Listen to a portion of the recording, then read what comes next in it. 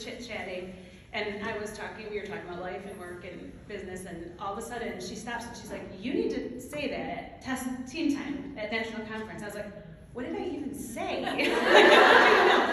And so as I was writing this last week, I was thinking, what the heck am I going to talk about? And as we were preparing, I decided that I'm going to title this my comeback story. So I'm going to read it too. My Pampered Chef journey has been an amazing one. It is a journey that has helped me grow as a person, a leader, and even as a friend. It is a journey I love. But in full disclosure, this year, it's been a journey where sometimes I felt ready to throw in the towel. Here's a little backstory. Many of you know, in June of 2020, I retired from teaching high school math after 20 years to do Pampered Chef full-time. It was a total God thing. I truly believed that he was calling me out of the classroom. As hard as that was for my human brain to wrap my head around, I trusted his calling and started Pampered Chef full-time in that year, 2020, June 2020, COVID. That same month that I left teaching, I was also promoted to an executive director, way ahead of my schedule. Our team was on fire. Leaders were promoting leaders. We were doing amazing. I loved being an executive. I loved leading people. I loved teaching them, and I knew that this was where I was supposed to be. As 2021 kicked off, little by little, my team started changing and shifting. Instead of growing, we were shrinking quickly. I felt like no matter what I did, I couldn't recruit a team member. I couldn't promote a leader, and even worse, I felt like I was letting my team down and letting my leaders down. I felt like I wasn't able to give them what they needed to succeed. On October 1st, 2021, we had lost our executive team title. Determined to persevere and not give up, I allowed myself to throw a pity party for one weekend. My husband helped me and assisted in this shindig. He brought me all my favorite junk foods, let me watch trashy TV without interruption, and just let me be sad. Monday morning, I was back at it. Some of the directors on my team swarmed me with gifts and lots of love. This confirmed what I already knew: this setback was temporary.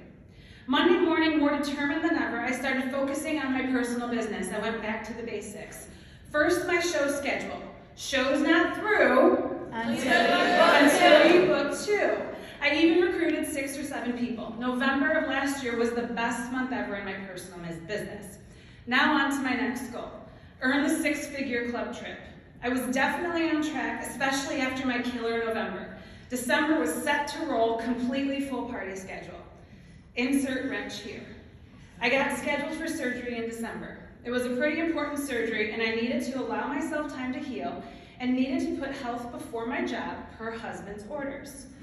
So sadly, I rescheduled all of my December parties for January. 6-figure club might not happen, but it was surgery and life happens. Well, wouldn't you know it, my surgery got canceled due to COVID. So here I was, $4,000 away from the trip, 0 parties in the docket. I tried to reschedule and bust my butt, but I missed that trip by less than $3,000. Devastated, to say the least. But now we're on to January, 2022 this year. New year, this is my year. I'm gonna get healthy, I'm gonna start to feel better physically, emotionally, spiritually, and I knew that this was the year we would be back to an executive team. This was it. February.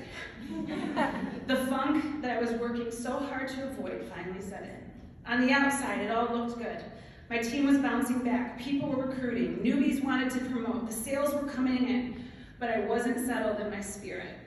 I couldn't shake this nagging thought: why am I doing this? Is this all for nothing? I was going round and round, doing all the right things, but I still couldn't get this title back, and it made me mad. What was I missing? I asked Stacy, I'm like, what am I not doing? Why, out of the 65 recruits that we had, why couldn't I get but 5 or 6, maybe more, but it felt like that, to qualify, right? I was spent 65 hours training, and it was very frustrating. Why couldn't I help my team, my new consultants, help them encourage their new consultants?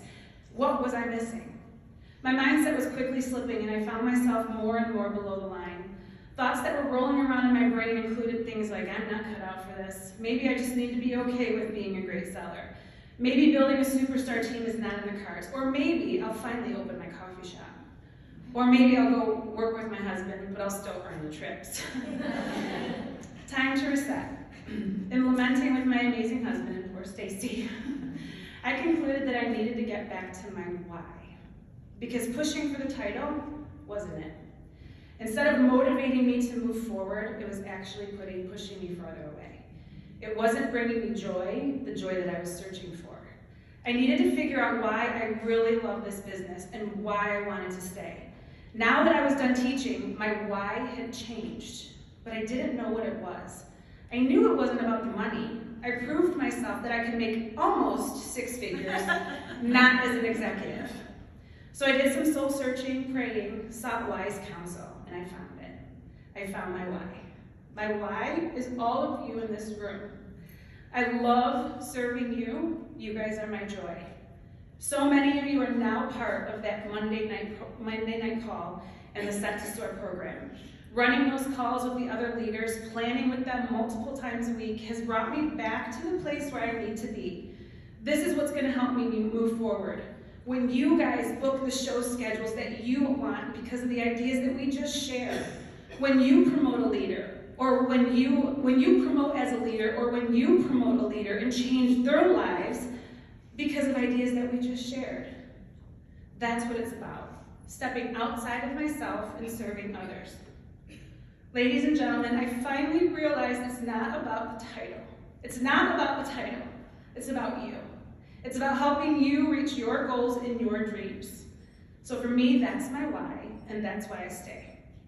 Now let me be clear, am I saying I don't want the title?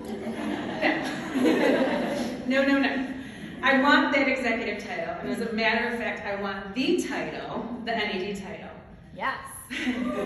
But I have to shift my mindset. I needed to find my new why, and I have to protect it.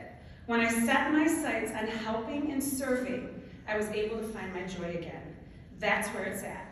When I can keep my focus on that, the title will follow. So my Pampered Chef story is not finished. God is currently writing his beautiful story. But as long as I keep him first and service at the forefront of my business, I know he will bless me, and this will be a better comeback story than I could have ever written for myself.